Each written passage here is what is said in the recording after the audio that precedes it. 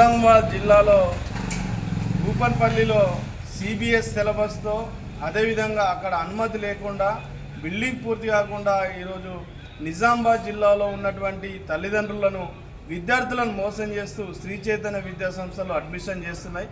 వీటిపైన వెంటనే cheating case 420 case నమోదు చేయాలని ఈరోజు పీడిఎస్యు ఆధ్వర్యంలో డిఓ గారికి వినతి పత్రం ఇవ్వడం జరిగింది. అదేవిధంగా ఫీజుల నియంత్రణ చట్టం కూడా ఈరోజు రాష్ట్ర ప్రభుత్వం తీసుకొస్తామని గతంలో చెప్పింది. ఈ సందర్భంగా ఏంటంటే నిజామాబాద్ జిల్లాలో ఈరోజు లక్షల రూపాయలు ఈరోజు విచ్చలవిడిగా ఒక నియంత్రణ లేకుండా వసూలు చేస్తున్నారు.